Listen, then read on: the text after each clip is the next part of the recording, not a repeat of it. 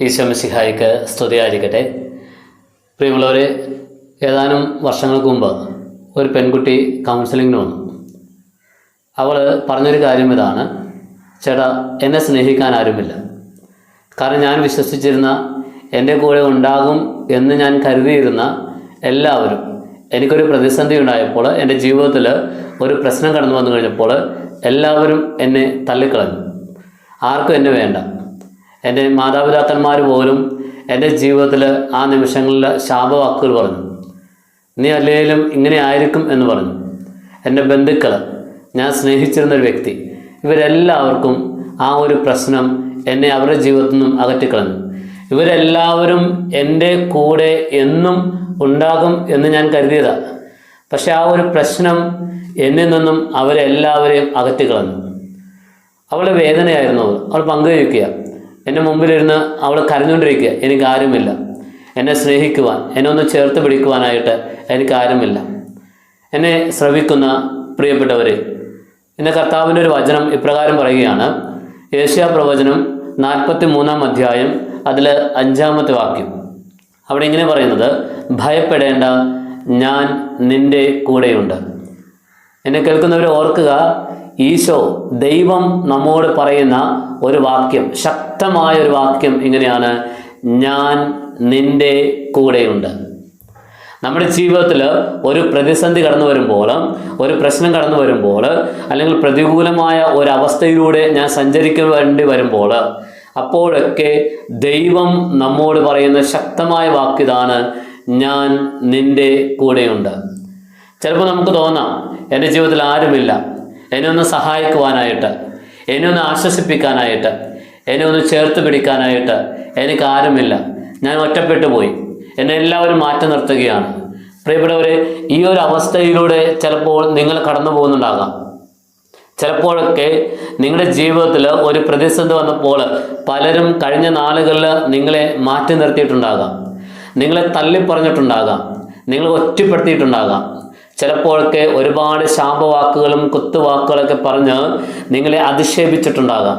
പക്ഷെ അപ്പോഴൊക്കെ ആ ഒരു വേദനയിലൂടെ നമ്മൾ കടന്നു പോകുമ്പോഴൊക്കെ നിങ്ങൾ കരുതുക, നിങ്ങളെ ഒരിക്കലും മാറ്റി നിർത്താത്ത, നിങ്ങളെ ഒരിക്കലും തള്ളിക്കളയാത്ത ഒരു ദൈവം നിങ്ങൾക്കുണ്ട്.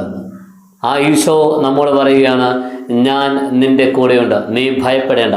കാരണം കർത്താവിൻ്റെ സ്നേഹത്തിന് മാത്രം ഒരിക്കലും മാറ്റം ഉണ്ടാകത്തില്ല. ഈ ഭൂമിയിലെ ഏത് സ്നേഹത്തിനും മാറ്റം സംഭവിക്കാം. നമ്മൾ ഒരുപാട് വിശ്വസിച്ചിരുന്നവരൊക്കെ നമ്മളെ മാറ്റി നിർത്തിയേക്കാം. അവരുടെ സ്നേഹത്തിനൊക്കെ മാറ്റം വന്നിട്ടുണ്ടാകാം. പക്ഷേ ഒരിക്കലും മാറ്റമില്ലാത്ത ഒരു സ്നേഹം, അത് ദൈവത്തിൻ്റെ സ്നേഹമാണ്.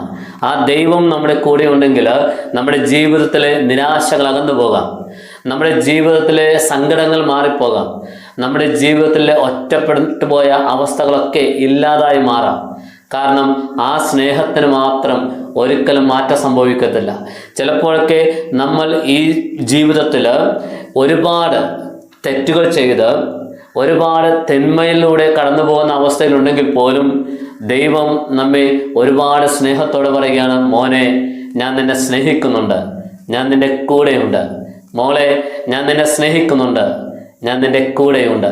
ചിലപ്പോൾ നമ്മൾ തെറ്റ് ചെയ്യുമ്പോൾ, അല്ലെങ്കിൽ മറ്റുള്ളവർക്ക് ഇഷ്ടപ്പെടാത്ത ചില കാര്യങ്ങൾ നമ്മുടെ ജീവിതത്തിൽ സംഭവിക്കുമ്പോൾ, അവരുടെ സ്നേഹത്തിൽ വിള്ളലുകൾ സംഭവിക്കാം.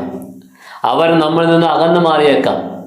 കാരണം എന്താ? ചിലപ്പോൾ നമ്മൾ ആ ജീവിതാവസ്ഥയിലൂടെ നമ്മൾ കടന്നു പോയിക്കൊണ്ടായിരിക്കാം. ചിലപ്പോൾ നമ്മുടെ സ്വഭാവത്തിന് ചിലപ്പോൾ മാറ്റം സംഭവിച്ചുകൊണ്ടായിരിക്കാം.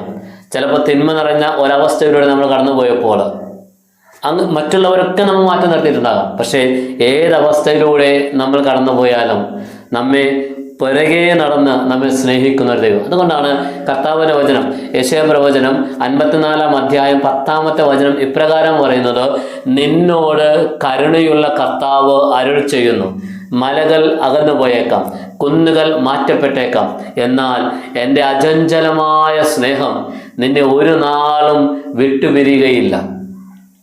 എൻ്റെ സമാധാന ഉടമ്പടിക്ക് മാറ്റം സംഭവിക്കത്തില്ല. പ്രിയമുള്ളവരെ, ഈ പ്രപഞ്ചത്തിന് എന്തെല്ലാം വ്യതിയാനങ്ങൾ ഉണ്ടായാലും, അതുകൊണ്ടാണ് പറയുന്നത്, ഈ ഭൂമിയിൽ മലകൾ അകന്നു പോയേക്കാം, പ്രപഞ്ചത്തിന് എന്തെല്ലാം മാറ്റം ഉണ്ടായിക്കോട്ടെ, ചിലപ്പോൾ പ്രളയം ഉണ്ടായിക്കോട്ടെ, ഭൂകമ്പം ഉണ്ടായിക്കോട്ടെ, ഉരുൾപൊട്ടൽ ഉണ്ടായിക്കോട്ടെ, കോവിഡ് വന്നിട്ട്, അങ്ങനെ നാശകരമായ എന്ത് ഈ ഭൂമിയിൽ സംഭവിച്ചോട്ടെ, പക്ഷെ ദൈവം പറയുകയാണ്, എൻ്റെ സ്നേഹം മാത്രം നിന്നിൽ നിന്നും പോകത്തില്ല.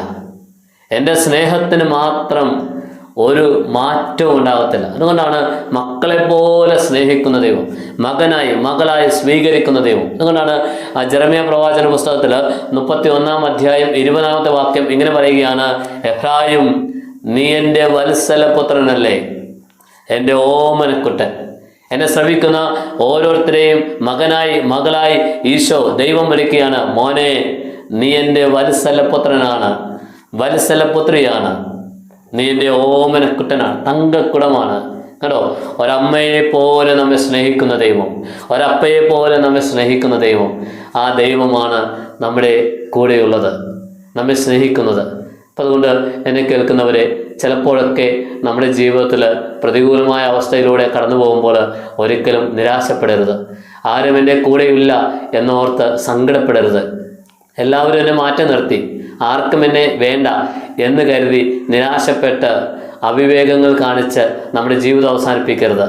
കാരണം ഏതവസ്ഥയിലും നമ്മെ സ്നേഹിക്കുന്ന ഒരു ദൈവം നമുക്കുണ്ട്. ദൈവം എല്ലാവരെയും അനുഗ്രഹിക്കട്ടെ. God bless you.